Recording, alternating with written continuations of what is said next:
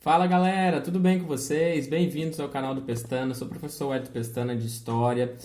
Seja muito bem-vindo. Espero que todos vocês estejam respeitando a quarentena, estejam fazendo a higienização das mãos, do rosto, para nós podermos vencer esse coronavírus aí. Hoje o tema da nossa videoaula é a Reforma Protestante que aconteceu na Europa entre os séculos 16 e 17. Bom, gente, para falarmos de Reforma Protestante, nós temos que começar falando, eu sempre gosto de contextualizar vocês, para vocês entenderem o que estava acontecendo na Europa à época, né? O que estava acontecendo? A Igreja Católica era a grande igreja, a grande detentora do poder na Europa nesse momento, né?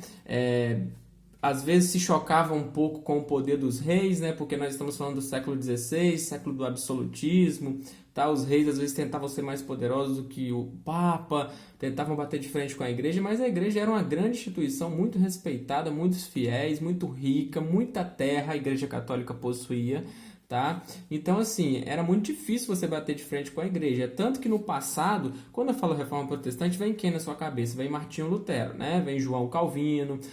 Mas no passado, outras pessoas tentaram fazer a Reforma Protestante, como o John Wycliffe, o Jan Hus, que infelizmente acabou queimado na fogueira da Inquisição por ser considerado um herege. Então, pessoas no passado tentaram fazer. Aí você deve estar se perguntando, professor, então por que pessoas no passado tentaram e não conseguiram e o Lutero conseguiu? Gente, o contexto que o Lutero e o Calvino viveram fez total diferença para dar certo a reforma que eles propuseram, né? Vale lembrar que o século XVI é um século que está acontecendo o Renascimento, né? As pessoas têm uma mente mais aberta para as coisas, por mais que não fosse como é hoje em dia, mas para a época era muita coisa. Então nós costumamos dizer na história, pelo menos costumo dizer na minha aula, que o Lutero ele pegou um momento em que ele começou a falar, a pessoa falou assim, vou ouvir esse cara, vamos ver o que ele tem a dizer. Coisa que dificilmente na Idade Média alguém faria, tá? E aí, gente, o Martinho Lutero, ele começa a questionar os maus hábitos da Igreja Católica. É grande verdade que a Reforma Protestante começou dentro da Igreja, porque a Igreja estava passando por um péssimo momento, muita corrupção, tá? Então a Igreja vivia uma crise de identidade. Eu costumo destacar os maus hábitos da Igreja Católica. A Igreja Católica vendendo relíquia sagrada,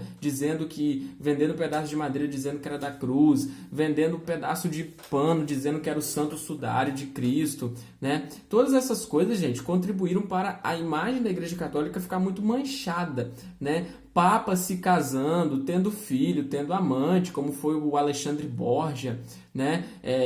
Se aproveitando dos fiéis que às vezes tiravam o dinheiro da comida para poder comprar algum tipo de relíquia sagrada, desvio de cargos, né? Pessoas dentro da igreja colocando parentes, né, para exercer cargos poderosíssimos, que é extremamente errado, ou seja, pessoas despreparadas assumiam cargos que não era para elas, né? Uma grande corrupção e o fiel às vezes tirava dinheiro de onde não tinha para poder contribuir para essa coisa da igreja. Então a igreja passava por essa série de fatores que estavam desgastando a sua imagem, corrupção, venda de cargos, venda de relíquia sagrada, papa desrespeitando o celibato e se casando. Só que o grande estopim, pelo menos para Lutero, foi a venda de indulgências.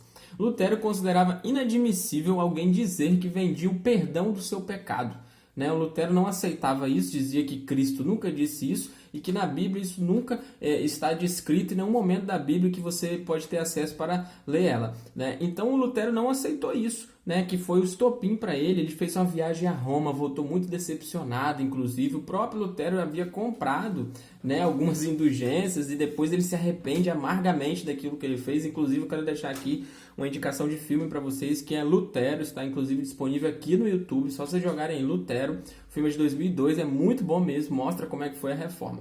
E aí o Lutero, gente, quando que começa a reforma? A reforma começa no dia 31 de outubro de 1517, quando Lutero publica suas 95 teses, tá? E dentro dessas 95 teses do Lutero, existem coisas muito fortes em que ele dizia, criticando a igreja severamente, né? Só que o que chama muita atenção nas 95 teses é que o Lutero dizia o seguinte: para alguém ser salvo e ter acesso ao reino dos céus, primeiro, que isso é uma graça divina concedida por Deus. Segundo, basta você ter fé. Se a pessoa ter fé, é possível ela se salvar. Contrariando a Igreja Católica, que dizia que para se salvar a pessoa deveria ter boas obras, deveria contribuir comprando alguma coisa, indulgências, seja o que for. O Lutero discordava muito disso, né? Então, no dia 31 de outubro é a data que começa a Reforma Protestante, quando ele pregou as suas 95 teses na porta da igreja lá em Wittenberg, onde ele vivia. Tá? Isso, obviamente, deixou a igreja muito descontente, a igreja católica não gostou nem um pouco, né? E aí você fala, professor, como que o Lutero não foi preso nem nada? Porque o Lutero conseguiu o apoio dos príncipes, dos nobres da região onde ele vivia, né? Isso foi crucial para ele não ser preso, para ele não ser morto, tá? E outra coisa, gente, que vale destacar, quando Lutero publicou as 95 teses, em nenhum momento ele queria romper com a igreja católica. A ideia dele era publicar 95 teses para melhorar a igreja católica, só que a igreja, obviamente, não quis saber disso. Ele foi considerado um herege, foi expulso da igreja católica, e aí sim vai nascer a religião luterana, em que ele será aí o grande líder, né, até a sua morte, e nasce então o luteranismo, em que ele diz que a forma de você se salvar é tendo fé em Cristo, claro, você acreditando e tendo fé. E o Lutero faz uma outra coisa extremamente importante, que é a tradução da Bíblia do latim para o alemão. Isso foi muito importante, tá, gente, para a Reforma Protestante, porque agora as pessoas teriam acesso à leitura da Bíblia. Seguindo Lutero, gente, nós temos a reforma feita pelo João Calvino, um francês, mas que fez a reforma na Suíça, porque ele não conseguiu fazer suas pregações na França. A reforma calvinista, apesar de ter inspirações em Lutero, ela tem uma grande diferença. O João Calvino dizia que existe uma coisa chamada predestinação absoluta, porque antes mesmo de você nascer, Deus já escolheu se você é um salvo ou se você está perdido, você não será salvo. No entanto, não dá para você saber, né? Eu não sei se as pessoas não sabem se nascem salvas ou se nascem condenadas. O João Calvino dizia, existe uma coisa muito importante, existem sinais que Deus envia ao longo da sua vida. Se você trabalhar e através do seu trabalho você tiver riquezas, isso é um grande sinal que você foi escolhido. Gente, pela primeira vez na história existia uma religião que falava a língua da burguesia. A classe burguesa vai comprar a ideia do João Calvino, da predestinação absoluta, e que a riqueza é um grande sinal de salvação. Veja só, não é garantia, é um grande sinal que você foi um escolhido por Cristo.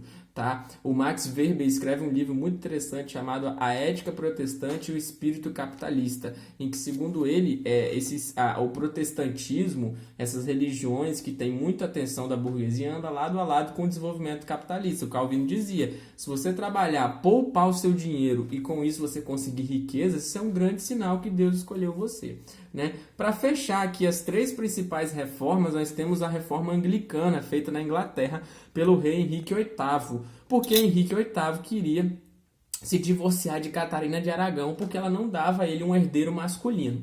O Papa não aceitou isso, até porque é proibido o divórcio pela igreja, não aceitou isso. O próprio Henrique, então, fez o seu divórcio e criou sua própria igreja. No ano de 1534, pelo ato de supremacia, ele cria a igreja anglicana, que tem como grande diferença da católica o rei ser o grande chefe da igreja e não o Papa, né? Então a Inglaterra rompeu com a igreja, tomou todas as terras que eram da igreja dentro da Inglaterra, e que não eram poucas, e nacionalizou essas terras. Olha só que consequência que a Igreja Católica acabou enfrentando, né? Para nós encerrarmos o nosso vídeo, gente, é claro que a Igreja Católica não ficou parada e reagiu a isso. É a chamada Contra-Reforma Católica, ou simplesmente a Reforma Católica, que ficou famosa pelo Concílio de Trento, no ano de 1545, em que o Papa, à época, fez uma série de reuniões para decidir como que ficaria a igreja, porque ela estava perdendo muitos fiéis e ela precisava ser moralizada. E aí a igreja, basicamente, no Concílio de Trento, gente, reafirmou tudo que ela acreditava, né, dizendo que o Papa era infalível. O Lutero disse que não havia precisão de ter 7 sacramentos, só 2. A igreja dizia, não, é preciso ter 7 sim. Só que a igreja reconheceu que ela estava errando e proibiu venda de indulgência, criou seminário para você ter cargo dentro da igreja. Então a igreja passa por um processo de moralização, mas ao mesmo tempo defende tudo que ela acreditava, tá? O grande destaque fica por conta dos jesuítas, da Companhia de Jesus, que foi criada para expandir a fé católica pelo mundo, principalmente aqui na América. Bom, gente, nós ficamos por aqui então. Curta esse vídeo, compartilhe, mostre aos seus amigos, use ele para você estudar, aí, seja para o seu vestibular, seja para a sua escola, né? Comente aqui embaixo se você quer algum tema, e vamos nos cuidar. Um grande abraço e até um próximo vídeo. Tchau, tchau.